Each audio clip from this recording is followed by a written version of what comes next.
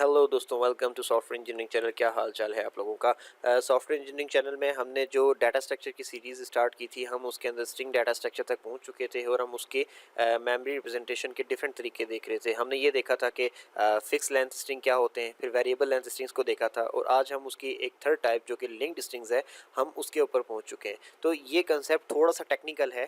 पहले तो मैं इसको सिंपली एक्सप्लेन करूँगा, इसकी जनरल इंट्रोडक्शन आपको दूंगा, और उसके बाद मैं आपको ये भी बताऊँगा कि कब और कहाँ पे इस्तेमाल होता है। ये लेक्चर ऐसा नहीं है कि अगर आपको इसके पहले 4 से 5 मिनट समझ नहीं आता ये, तो आप इसको छोड़ के चले जाएं, ठीक है। ये ऐसा भी नहीं है कि अगर आपको इनिशियली ये बोरिंग लग रहा है तो आप इसको आगे कर दें और एंड पे से देख लें। अगर आप इसका कोई पार्ट स्किप करने वाले हैं, इस प्लान के मुताबिक आए हैं, तो मैं आप लोगों को हाईली रिकमेंड करूंगा कि इस लेक्चर को अभी ही बंद कर दें, क्योंकि इस लेक्चर को जब तक पूरा आप तसल्ली से नहीं सुनेंगे, पहले से स्टार्ट से लेकर एंड तक, तो ये आपको समझ नहीं आएगा।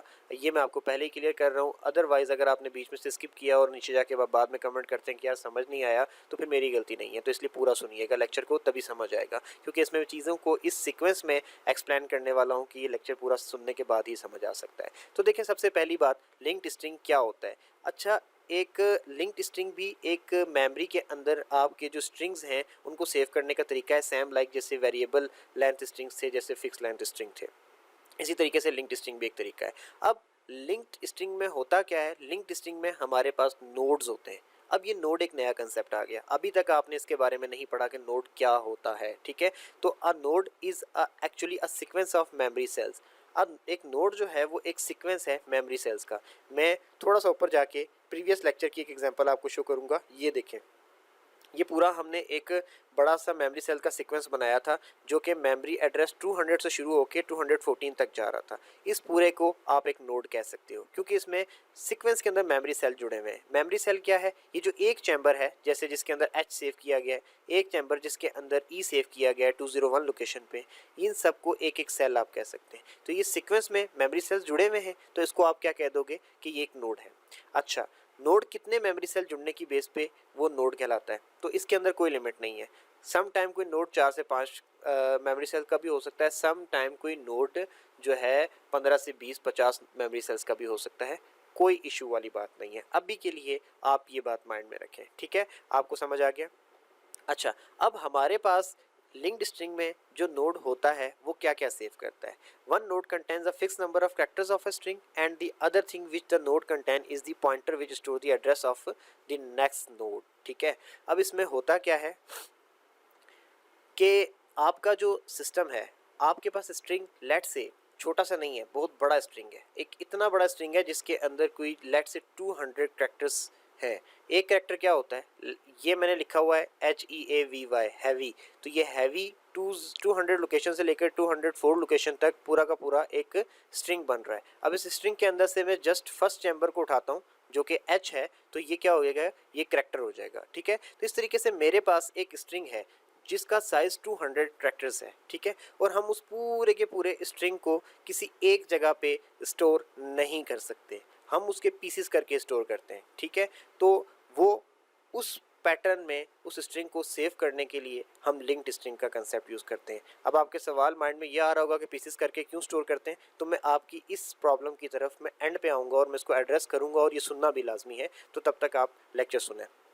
अच्छा, जब आप पीसीज में करके स्टोर करते हैं, तो आप क्या करते हैं कि पहला उस स्ट्रिंग का जो पीस बनेगा हो सकता है वो लेट से 50 कैरेक्टर्स का हो।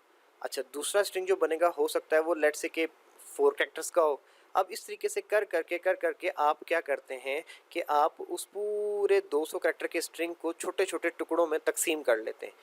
एक टुकड़ा जो है वो छोटा हो सकता है, दूसरा टुकड़ा बड़ा हो सकता है, तीसरा उससे बड़ा हो सकता है, और चौथा उन सबसे छोटा हो सकता है। तो मुख्तलिफ टुकड़े बन जाते हैं, ठीक है। अब जो जो जैसे जैसे टुकड़े बनते चले जाते हैं, हर एक टुकड़े को, उस स्ट्रिंग के हर एक टुकड़े को आप एक नोड के अंदर सेव कर लेते हैं। अच्छा, अब मैंने यहाँ पर एक बात कही थी कि one node contain a fix number of characters, वो तो मैंने आपको बता दिया कि एक स्ट्रिंग के एक टुकड़े को आपने एक नोड में सेव कर दिया। और दूसरी बात मैंने कही थी कि दूसरी एक और चीज़ जो आपके उस नोड में सेव होती है वो होता है कंटेन्स दी पॉइंटर, विच जो दूसरी चीज़ वो स्टोर करता है वो क्या होता है, pointer which store the address of the next node. अब क्या होता है कि एक और नेक्स्ट नोड का एड्रेस सेव करने के लिए आप एक पॉइंटर लोकेशन बनाते हैं। पॉइंटर लोकेशन के बारे में मैंने लास्ट लेक्चर में आपको अच्छे तरीके से बताया था।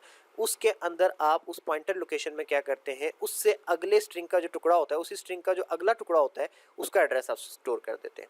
जब आप उस पॉइंटर एड्रेस के थ्रू उस पहले टुकड़े को पढ़ के दूसरे टुकड़े की तरफ जाते हैं, यानी कि दूसरे नोड की तरफ, तो उस दूसरे नोड के अंदर उस स्ट्रिंग का उससे आगे वाला हिस्सा होता है।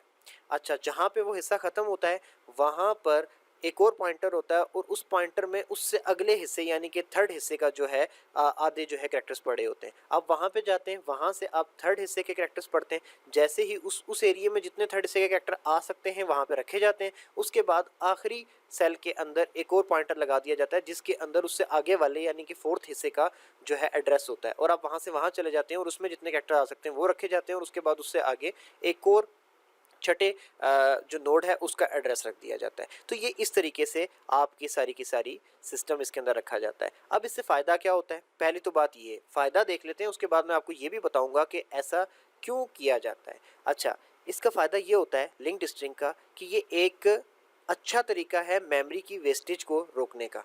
दूसरी बात, इससे फ़ायदा क्या होता है कि ये मेमोरी की यूटिलाइजेशन भी अच्छे तरीके से करा देता है। अब मैं आपको इसके बारे में थोड़ी सी एक्सप्लेनेशन दूंगा कि अभी तक तो हम तरीका जो करते आ रहे थे कि फिक्स लेंथ स्ट्रिंग था, चलो बड़ा एक स्ट्रिंग बना दिया, तो अगर 20 मेमोरी सेल्स हमने ले लिए तो उसमें से 10 इस्तेमाल किया, 10 फ्री पड़े, कोई नहीं ऐसा मसला, ठीक है, बड़ा आसान सिंपल तरीका था।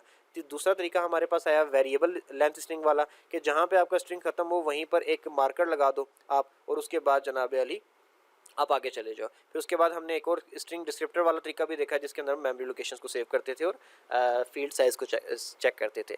अच्छा, अब ये लिंक्ड स्ट्रिंग आ गया। अब लिंक्ड स्ट्रिंग में हमने ये अजीब सी टेक्निकल चीज़ की क्यों, मतलब ऐसी क्या वजह पड़ गई थी कि हमें ये साइंस खेलनी पड़ी कि अगर 200 करैक्टर का स्ट्रिंग है तो बजाय इसके कि उसको सीक्वेंस में सेव करें, हम कर क्या रहे हैं कि आधे को तोड़ के उसके 4-5 करैक्टर एक जगह सेव कर रहे हैं, फिर उससे आगे दूसरे नोड की तरफ जा रहे हैं और बाकी के करैक्टर उस दूसरे नोड में सेव कर रहे हैं, और पहले से एक पहले नोड के आखिर पे हम एक पॉइंटर लगा रहे हैं और वहाँ से हम एड्रेस के थ्रू दूसरे नोड के ऊपर आ रहे हैं, और दूसरे नोड के आखिर पे हम एक और पॉइंटर लगा रहे हैं जिसके थ्रू हम तीसरे नोड पे आ रहे हैं। मतलब इसकी ज़रूरत क्यों पड़ी, ठीक है। अब हम इसकी तरफ फोकस करेंगे। तो देखिए होता क्या है कि आपकी रैम में मेमोरी होती है, बट जो मेमोरी होती है वो किसी सीक्वेंस में नहीं होती, सही है। अब वो मेमोरी हो सकता है कि किसी एक जगह पर आपके पास इतनी मेमोरी बची हुई हो कि जहाँ पर 4 से 5 कैरेक्टर सेफ हो सकते हैं, ठीक है। दूसरी जगह पे हो सकता है ऐसी मेमोरी बची हुई हो कि जहाँ पे 50 कैरेक्टर सेफ हो सकते हैं। तीसरी जगह पे ऐसी मेमोरी बची हुई हो जहाँ पर आपके 100 कैरेक्टर सेफ हो सकते हैं। 100, 50 और 5 आपके 55 हो गए। हो सकता है तीसरी जगह पे, चौथी जगह पे आपकी इतनी मेमोरी बची हुई हो जहाँ पर आपके 45 कैरेक्टर सेफ हो सकते हो। तो इस तरीके से आपके 200 कैरेक्टर सेफ हो सकते हो, लेकिन सीक्वेंस में आपके पास मेमोरी नहीं है, ठीक हो गया। जब आपके पास सीक्वेंस में मेमोरी नहीं है तो आप किस तरीके से पूरे स्ट्रिंग को सेव करेंगे, क्योंकि अगर आप एक जगह मेमोरी को जाके देखेंगे तो वहाँ सिर्फ 50 कैरेक्टर की जगह है, दूसरी जगह सिर्फ 100 कैरेक्टर की जगह है, एक जगह 5 की है, एक जगह 45 की है, तो ये तो बड़ा मुश्किल हो गया, ठीक है। तो अब आप क्या करें, कि आप लिंक्ड स्ट्रिंग का इस्तेमाल करें। जहाँ पर 100 कैरेक्टर्स की जगह है, आप वहाँ पर 100 कैरेक्टर्स सेव करके वहाँ पे उस 100 कैरेक्टर्स के आखिर पे एक पॉइंटर बना दें, और उस पॉइंटर के अंदर आप क्या करें, एड्रेस डाल दें उससे आगे वाली जगह का जहाँ पे 45 कैरेक्टर सेव हो सकते थे, और आप वहाँ से आगे जाकर 45 कैरेक्टर्स को सेव कर दें, ठीक हो गया।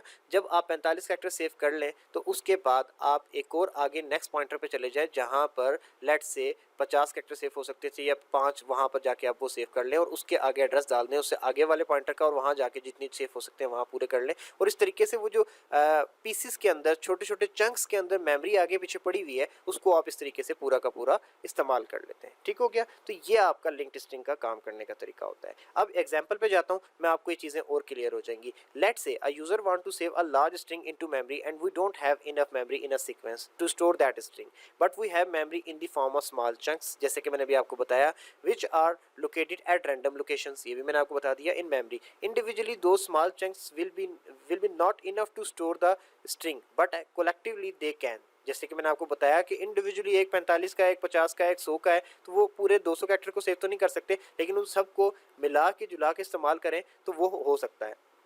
तो उसके लिए हम क्या करते हैं, तो so we will break that string into small fixed length of character set, store those small set into memory chunks, these chunks will also hold the address of the next chunk, जैसे कि मैंने आपको बताया pointers के through into the pointers which store the next part of the string। अब यहाँ पर मैंने एक एग्जांपल बना दी, हमारे पास एक पूरा का पूरा एक सेंटेंस था जो कि स्ट्रिंग था, आई लव कंप्यूटर्स। लेकिन हमारे पास इतनी बड़ी मेमोरी में जगह कहीं नहीं थी कि हम पूरा का पूरा इस स्ट्रिंग को सेव कर सकें।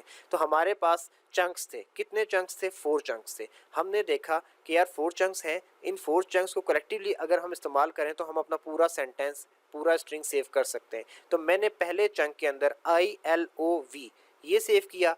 आखिरी जो सेल रह गया था उसके अंदर बजाय इसके कि मैं ई को सेव करता, मैंने एक पॉइंटर डाल दिया जिसके पास एड्रेस है अगले चंक का, और अगले चंक पे मैंने ECOMP सेव कर लिया। और उसके बाद उसके आखिरी जो सेल रह गया था उसमें मैंने एड्रेस डाल दिया नेक्स्ट चंक का, यानी कि चंक नंबर 3 का, और उसमें UTER सेव करके आखिरी जो मेरे पास रह गया था उसके अंदर मैंने एक एड्रेस डाल के लेट से S कर दिया। अच्छा, अब आप ये सोच रहे होंगे कि यहाँ पे एड्रेस डाल के मैं S चंक 4 पे क्यों गया, मैं S यहाँ पे भी तो रख सकता था। बिल्कुल मैं रख सकता था, लेकिन मैं थोड़ा सा एग्जाम्पल को लेंथी करना चाहता था ताकि आपको चीज़ें पैटर्न समझ आ सके किस तरीके से डाटा इसमें सेव होता है। तो इस तरीके से देखें लिंक्ड स्ट्रिंग काम कर रही होती है। थोड़ा सा टेक्निकल कंसेप्ट ज़रूर है। अगर अभी भी आपको समझ नहीं आई है तो मैं आपको हाईली रिकमेंड करूंगा कि आप दोबारा से इसी लेक्चर को सुने, बजाय इसके कि आप दोबारा किसी और लेक्चर के ऊपर चले जाते हैं और उसको सुनते हैं तो वो फिर नए सिरे से कोई अपने नए कंसेप्ट को बंदा बताने लगता है तो आप और कंफ्यूज से कंफ्यूज होते चले जाएंगे। एक्चुअली दोस्तों हम यूट्यूब पे सीखते हुए करते ही यही मिस्टेक है।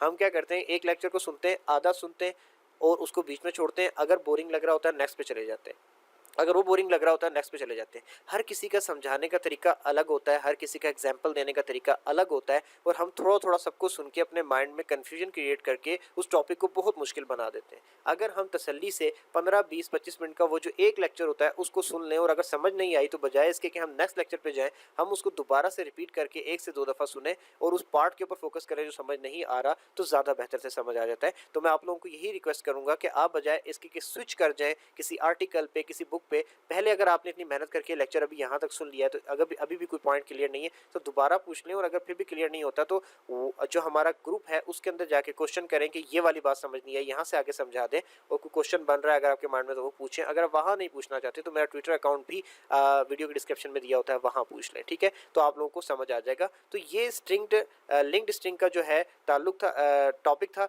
और इसका लिंक्ड स्ट्रिंग का इस तरीके से ताल्लुक जुड़ता है किस तरीके से एक नोड का दूसरे नोड से और नोड्स के अंदर हम डाटा को सेव कर रहे होते हैं।